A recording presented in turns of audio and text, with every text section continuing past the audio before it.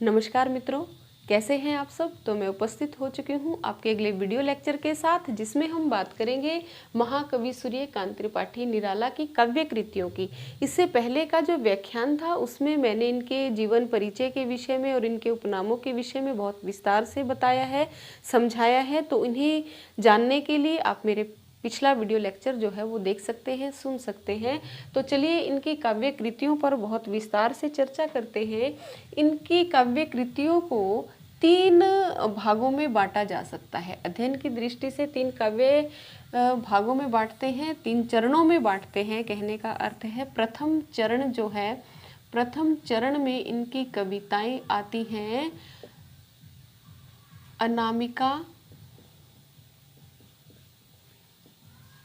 अनामिका जिसका प्रकाशन वर्ष है 1923, परिमल जिसका प्रकाशन वर्ष है 1930 और गीतिका, गीतिका जिसका प्रकाशन वर्ष है 1936। तो ये जो 3 रचनाएं हैं वो इनके प्रथम चरण में आती है। और इनमें प्रथम चरण की रचनाएं किस प्रकार हैं, इसमें इन रचनाओं में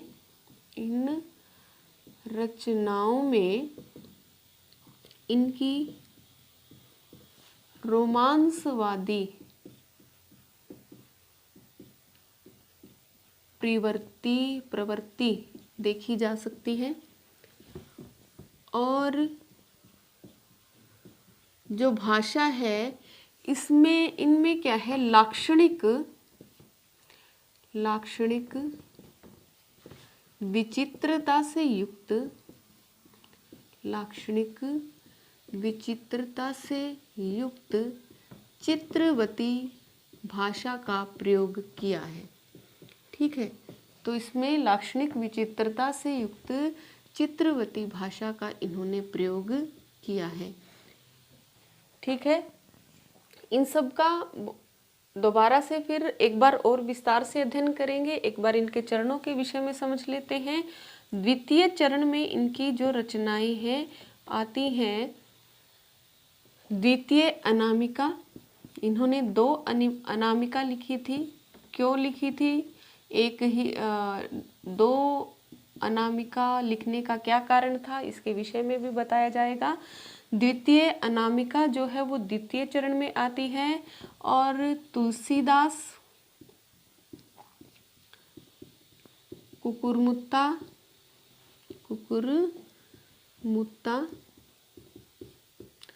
अणिमा, बेला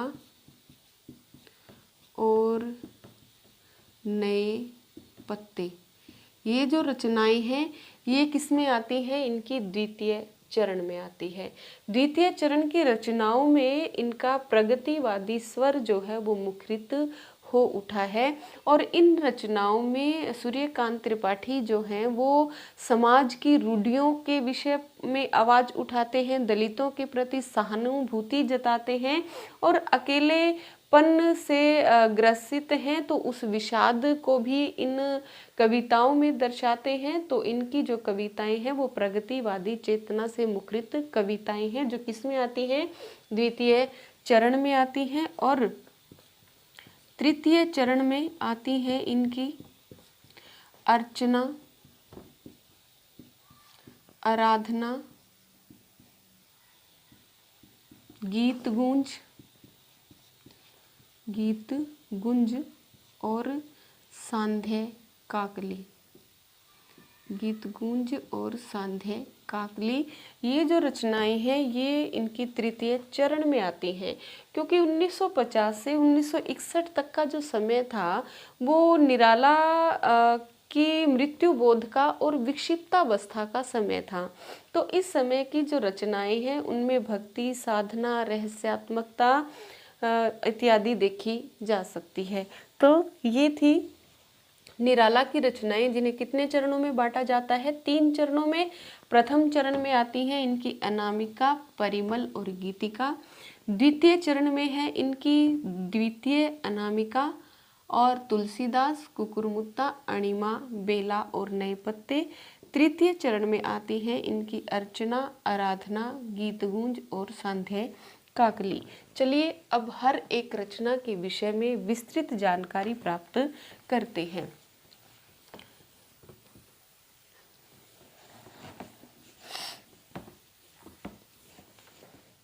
सबसे पहली जो इनका जो काव्य संग्रह था उसके विषय में मैंने आपको बताया, कौन सा था? अनामिका।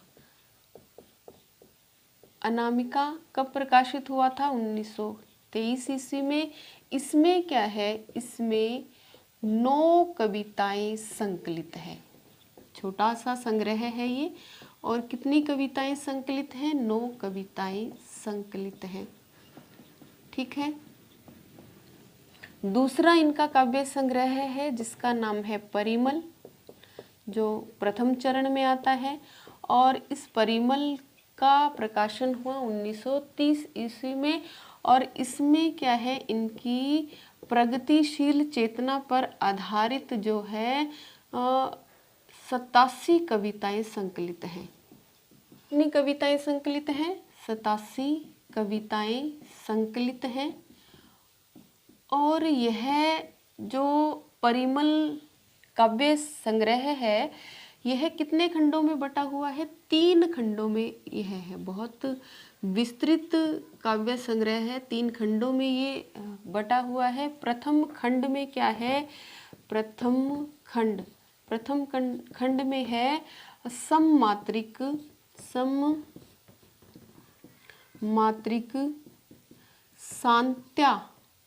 सांत्यानुप्रासिक रचनाएं हैं। ठीक है, सांत्यानुप्रासिक रचनाएं हैं। और द्वितीय खंड में क्या है? द्वितीय खंड में है विश्व मात्रिक। द्वितीय खंड में क्या है? विश्व मात्रिक सांत्यानुप्रासिक रचनाएं हैं। और जो इनका तीसरा खंड है उसमें है मुक्त छंद या स्वच्छंद छंद जिसको कहा जाता है।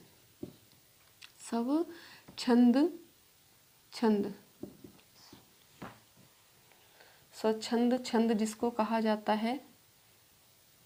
ठीक है, तो स्वच्छंद छंद से प्रेरित रचनाएं जो हैं वो किसमें हैं? तृतीय खंड में मिलती हैं। तो और परिमल की भूमिका में ही निराला जी छंदों से कविता की मुक्ति की बात भी करते हैं। ये परिमल की भूमिका में लिखते हैं। बहुत बार पूछ लिया जाता है कि निराला जी मुक्त छंद का प्रवर्तन कौन सी कविता में करते हैं? तो कौन सी कविता में करते हैं? परिमल में करते हैं। और परिमल में वो लिखते हैं कि मनुष्य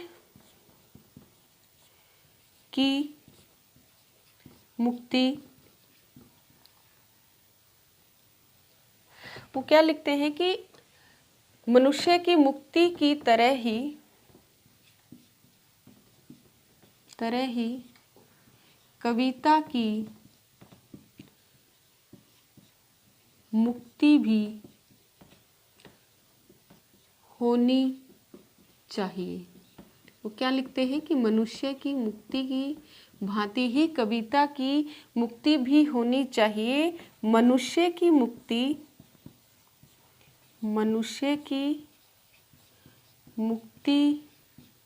है कर्मों के बंधन से। मनुष्य की मुक्ति कर्मों के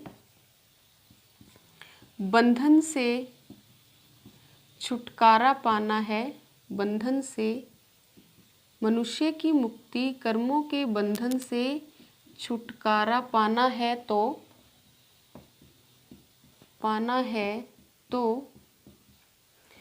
कविता की मुक्ति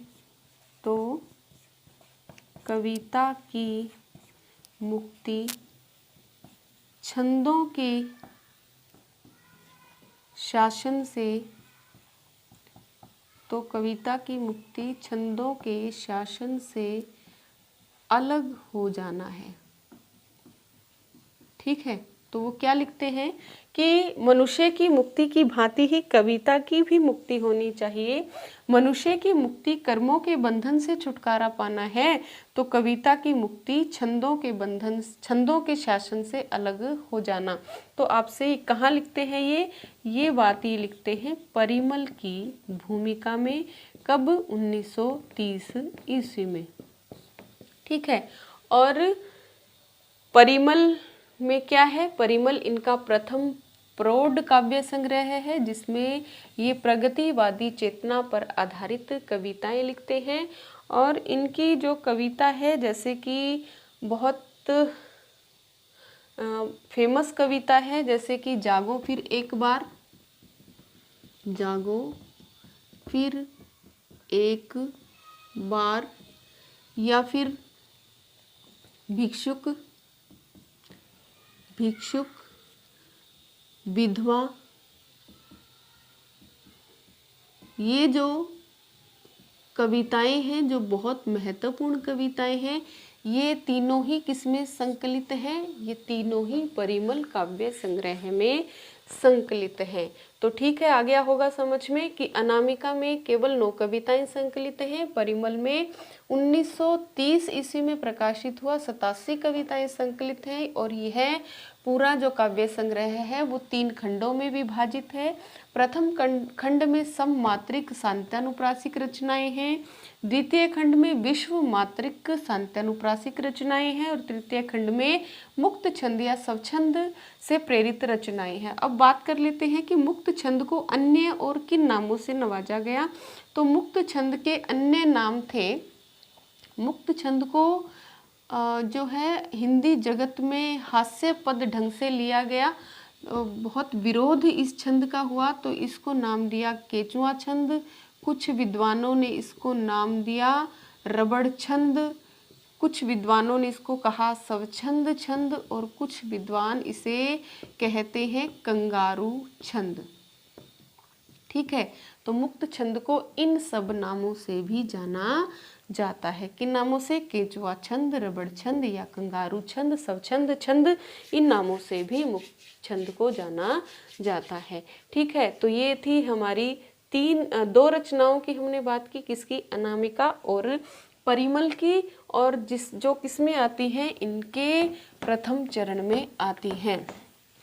अब हम बात करते हैं इनकी तीसरी रचना, जिसका नाम है गीतिका, जो इन्होंने अपनी पत्नी मनोहरा देवी को समर्पित की है। लिख लीजिए, तृतीय रचना 1936 ईस्वी में प्रकाशित हुई, जिसका नाम था गीतिका, और जो इन्होंने अपनी पत्नी मनोहरा देवी की याद में लिखी, उनको समर्पित की है। याद में तो नहीं लिखी, बल्कि उनको समर्पित की है।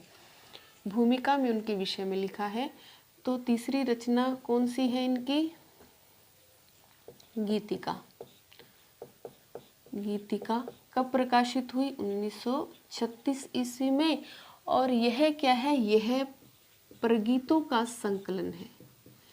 यह क्या है? प्रगीतों का संकलन है, प्रगीतों का संकलन है। और यह मैंने भी बताया, लिख लीजिए कि इसमें 101 गीत संकलित हैं। इसमें कितने गीत संकलित हैं? 101 गीत संकलित हैं। और मुख्य जो गीत हैं, जैसे वरदे वीणा वादिनी वरदे, ये इसी काव्य संग्रह में है। वरदे वीणा वादिनी वरदे, जला दे जीर्ण शीर्ण, जला दे जीर्ण शीर्ण,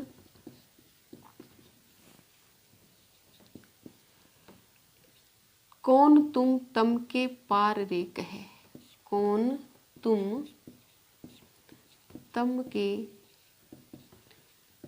पार रे कहे। ये क्या है? इसी गीतिका नामक काव्य संग्रह में संकलित है। चौथा है कहाँ परित्राण। ये सिर्फ मैं महत्वपूर्ण ही लिख रही हूँ। कहाँ परित्राण, भारती जय विजय करे, भारती जय विजय करे, तो ये क्या है, ये बहुत सुंदर गीत हैं जो बहुत बार गाए जाते हैं। तो ये कौन से काव्य संग्रह में संकलित है? गीतिका में, जो कब प्रकाशित हुआ था? 1936 ईस्वी में। ये गीतों का संकलन है इसमें, और इसमें 101 गीत संकलित है, और इसे इन्होंने अपनी पत्नी मनोहरा देवी को समर्पित किया था। चलिए अगली इनकी रचना के विषय में जानते हैं, जो किसमें आती है? द्वितीय चरण में आती है, और जिसे कहा जाता है द्वितीय अनामिका।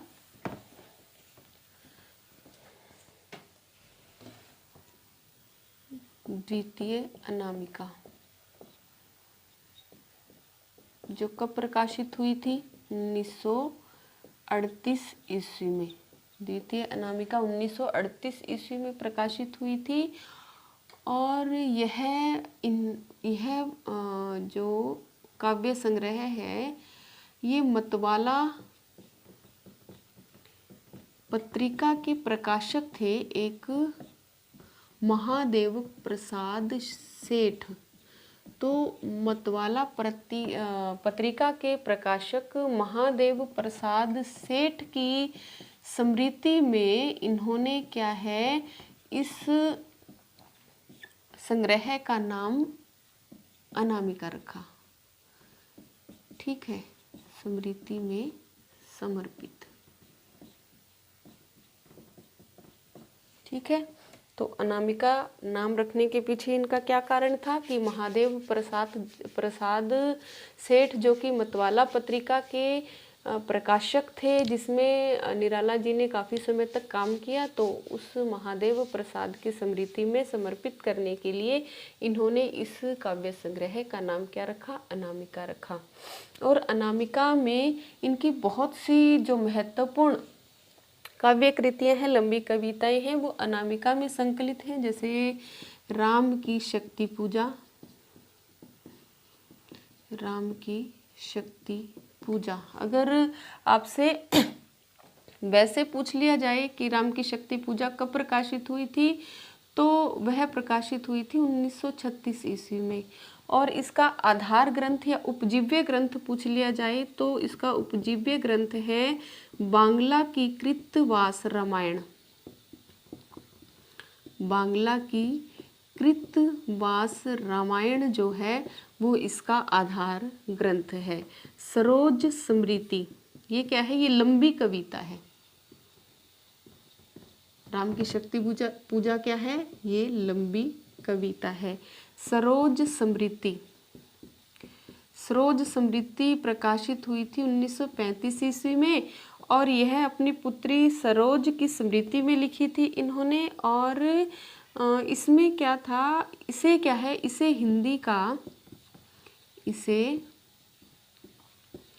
हिंदी का प्रथम शोक गीत माना जाता है। हिंदी का प्रथम शोक गीत आपसे पूछ लिया जाए तो कौन सी कृति है? सरोज स्मृति। और सम्राट एडवर्ड के प्रति, सम्राट एडवर्ड के प्रति यह भी बहुत महत्वपूर्ण इनकी रचना है। तो ये भी किसमें संकलित है? अनामिका में। और तोड़ती पत्थर, तोड़ती पत्थर जो यहाँ तोड़ती पत्थर किसका प्रतीक है? शोषित वर्ग का प्रतीक है। तो ये जो कविता है ये भी क्या है?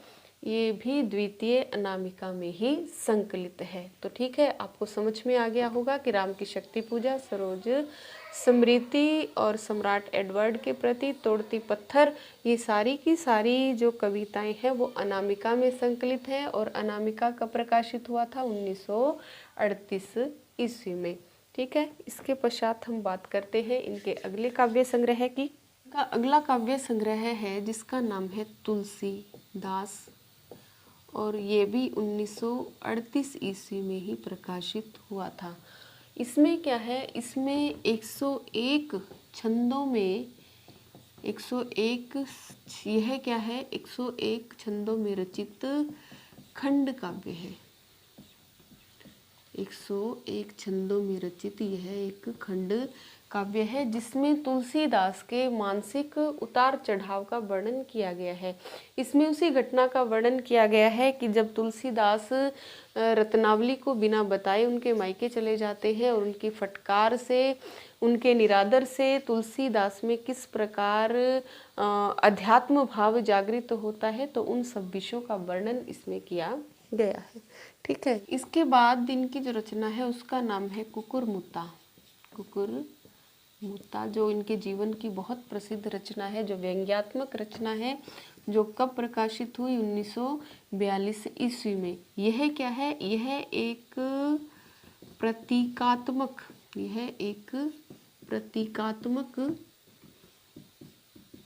कथा काव्य है। यह एक प्रतीकात्मक कथा काव्य है। इसमें गुलाब क्या है? इसमें गुलाब जो है वो शोषक वर्ग का प्रतीक है। इसमें गुलाब शोषक वर्ग का प्रतीक है। और जो कुकुरमुत्ता है,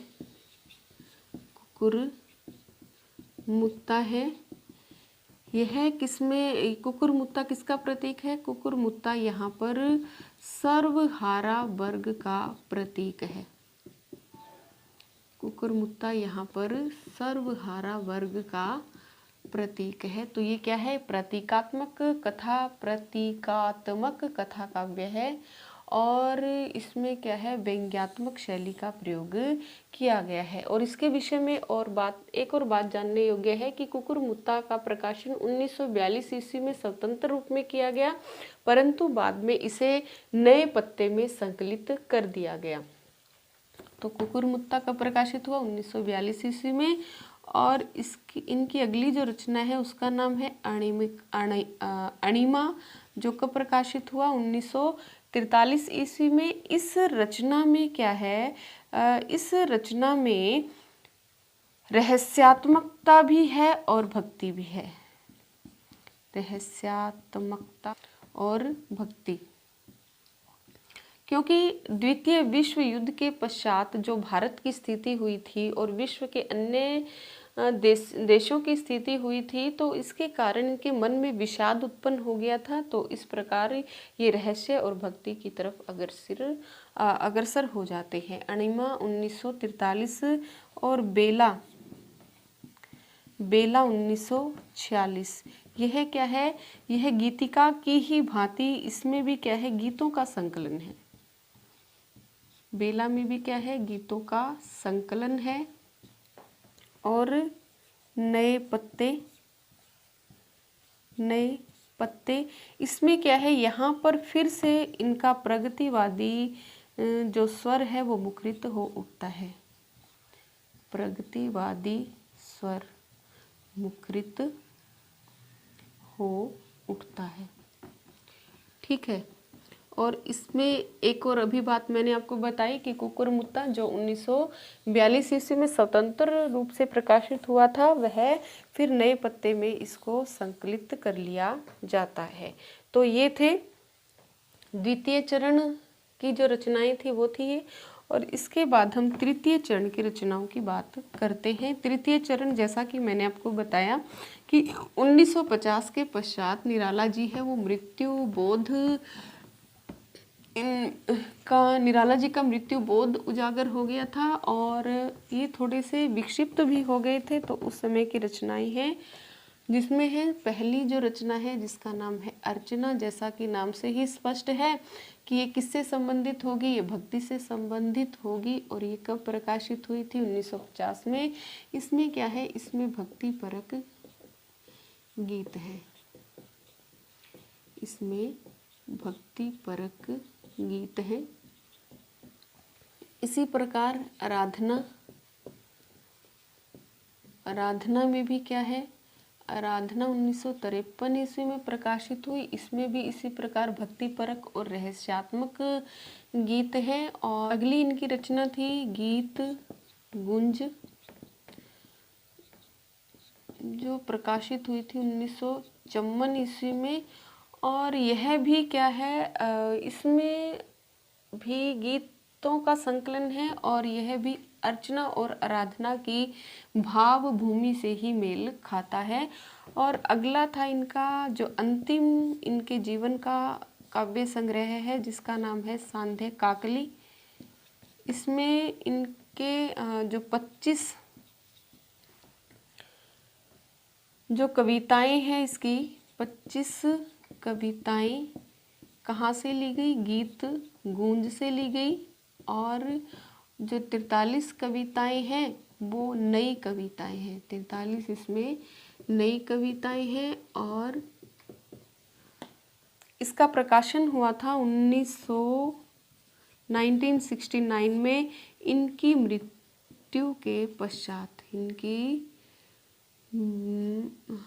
मृत्यु के पश्चात इसका प्रकाशन हुआ था, क्योंकि निराला की मृत्यु 1961 में हुई थी। कब हुई थी? 15 अक्टूबर 1961 ईस्वी में दारागंज में इनकी मृत्यु हुई थी।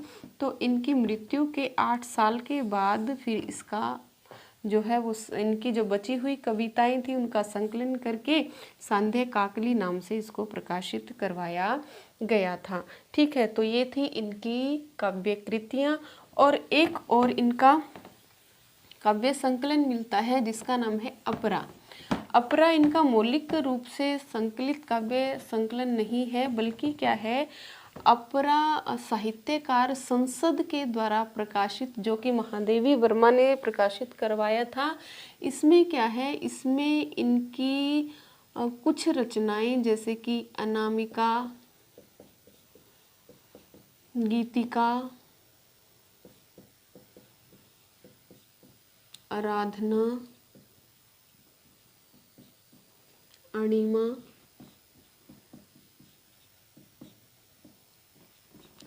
तुलसीदास,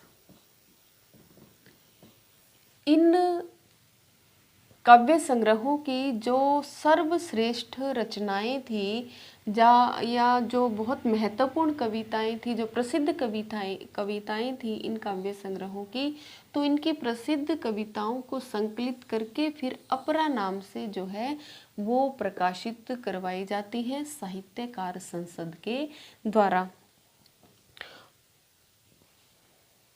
और कब प्रकाशित करवाई जाती हैं? ये 1956 ईस्वी में, यानी कि इन्हीं के जीवन काल में ये प्रकाशित करवाई जाती है। और फिर अपरा पर इनको 1200 रुपये का जो पुरस्कार भी मिला था, जो उत्तर प्रदेश सरकार के द्वारा इन्हें दिया गया था। ठीक है, तो ये थी इनकी काव्य कृतियाँ। प्रत्येक काव्य कृति के विषय में हमने बहुत ही विस्तार से चर्चा की। मुझे नहीं लगता कि कोई भी प्रश्न आपका छूट गया होगा। तो इसी प्रकार की वीडियो प्राप्त करने के लिए आप मेरे चैनल को लाइक, शेयर और सब्सक्राइब कीजिए। और अगली वीडियो में फिर मैं उपस्थित होती हूँ आपके इनकी जो